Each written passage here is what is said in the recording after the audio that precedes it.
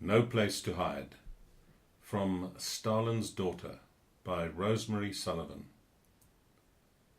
At 7 p.m. on the 6th of March 1967, a taxi drew up to the open gates of the American Embassy on Shantipath Avenue in New Delhi. Watched carefully by the Indian police guard, it proceeded slowly up the circular drive. The passenger in the back seat looked out at the large, circular, reflecting pool, serene in the fading light. Svetlana Alliluyeva climbed the wide steps and stared at the American eagle embedded in the glass doors. All the important decisions of her life had been taken precipitately. Once she crossed this threshold, she knew that her old life would be irrevocably lost to her. She had no doubt that the wrath of the Kremlin would soon fall on her head. She felt defiant. She felt terrified. She'd made the most important decision of her life. She'd escaped, but into what she had no idea. She did not hesitate. Clutching her small suitcase in one hand, she rang the bell. Danny Wall, the Marine guard on desk duty, opened the door. He looked down at the small woman standing before him. She was middle-aged, neatly dressed, nondescript. He was about to tell her that the embassy was closed when she handed him her passport. He blanched. He locked the door behind her and led her to a small adjacent room. He then phoned Robert Rail, the second secretary of the embassy, who was in charge of walk-ins, defectors. Rail had been out, but when he returned the call minutes later, Wall gave him the secret code, indicating that the embassy had a Soviet defector, the last thing Rail was expecting on a quiet Monday evening in the Indian capital.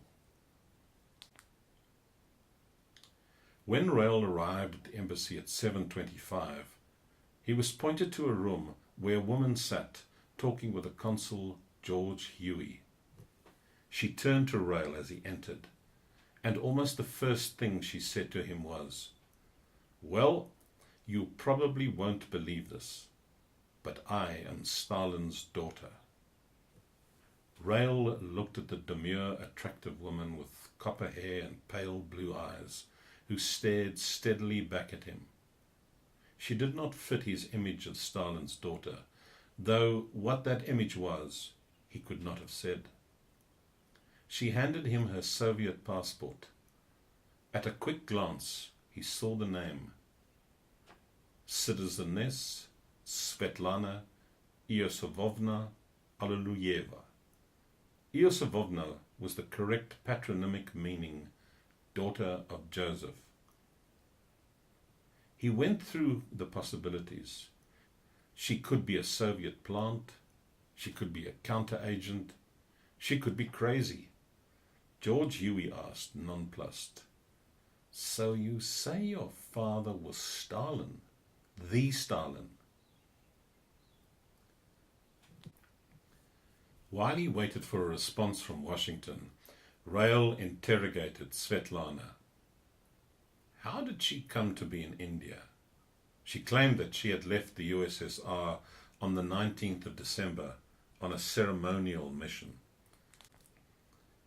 The Soviet government had given her special permission to travel to India, to scatter the ashes of her husband, Brajesh Singh, on the Ganges in his village Kalanka, Uttar Pradesh, as Hindu tradition dictated.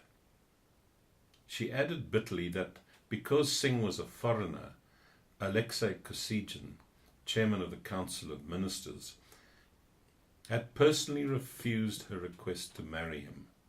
But after Singh's death, she was permitted to carry his ashes to India. In the 3 months she'd spent here, she'd fallen in love with the country and asked to be allowed to stay. Her request was denied. "The Kremlin considers me state property," she said with disgust. "I'm Stalin's daughter." She told Rail that, under Soviet pressure, the Indian government had refused to extend her visa. She was fed up with being treated like a national relic. She would not go back to the USSR. She looked firmly at Rail and said that she had come to the American embassy to ask the US government for political asylum. Following his advice as to the wording, she then wrote out a formal request for political asylum in the United States and signed the document.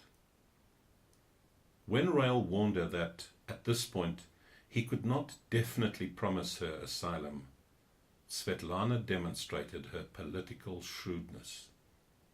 She replied that if the United States could not or would not help her, she did not believe that any other country represented in India would be willing to do so.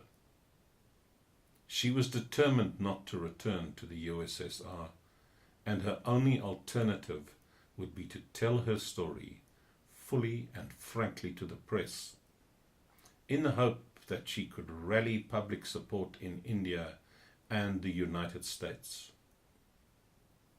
The refusal to protect Stalin's daughter would not play well back home. Svetlana understood how political manipulation worked. She'd had a lifetime of lessons. At 9:40 p.m., a second flash cable was sent to headquarters in Washington with a more detailed report stating that Svetlana had 4 hours before the Soviet embassy noted her absence. The message concluded, "Unless advised to the contrary, we will try to get Svetlana on Qantas Flight 751 to Rome, leaving Delhi at 19:45 Zulu, 1:15 a.m. local time." 11 minutes later, Washington acknowledged receipt of this cable. The deciding factor was that Svetlana had a Soviet passport in her possession. This was unprecedented. The passports of Soviet citizens traveling abroad were always confiscated and returned to them only as they boarded their flights home. Svetlana easily passed through Indian customs and immigration, and in 5 minutes, with a valid Indian exit visa and her US visitor's visa, she joined Rail in the International Departure Lounge. When Rail asked her if she was nervous, she replied, "Not at all," and grinned. Her reaction was in character. Svetlana was at heart a gambler. Throughout her life, she would make a monumental decision entirely on impulse, and then ride the consequences with an almost giddy abandon. She always said her favorite story by Dostoevsky was The Gambler. Though outwardly cool, Rail himself was deeply anxious. He was convinced that as soon as they discovered her missing, the Soviets would definitely insist that she be handed over. If she was discovered at the airport, the Indian police would arrest her, and there would be nothing he could do. He felt that the consequences for her would be grave. Execution would have been the old Stalinist style, but her father had been dead for 14 years. Still, the current Soviet government took a hard line on defectors, and imprisonment was always a possibility. When the classical dancer Rudolf Nureyev had defected in 1961, he was sentenced in absentia to 7 years hard labor. In Rail's mind must also have been the recent trials of writers Andrei Sinyavsky and Yuli Daniel. In 1966, they had been sentenced to labor camps for their anti-Soviet writings. and they were still languishing there. The Kremlin would not risk a public trial of Svetlana, but she might disappear into the dark reaches of some psychiatric institution. Svetlana, too, must have had this in mind. Sinyavsky was an intimate friend of hers. At the very least, she must have known that, were she apprehended, she would never be allowed out of the Soviet Union again. The Qantas flight to Rome landed punctually, but Rail's relief soon turned to dread when he heard the announcement that the return flight would be delayed. The plane had developed mechanical difficulties. The two sat in the departure lounge, waiting as the minutes turned to hours. Rail looked at Svetlana. She too had begun to be agitated. To cope with the mounting tension, Rail got up periodically to check arrival desks. He knew that the regular Aeroflot flight from Moscow arrived at 5 a.m., and a large delegation from the Soviet embassy always came to greet the diplomatic couriers and the various dignitaries arriving or departing. Members of the Aeroflot staff were already beginning to open their booth. Finally, the departure for Rome was announced. At 2:45 a.m., the Qantas flight for Rome was airborne at last. As they were in mid-air, a cable about the defector arrived at the American embassy in New Delhi. In Washington, Donald Jamison, who served as CIA liaison officer to the State Department, had informed Deputy Under-Secretary of State Foy Kohler of the situation.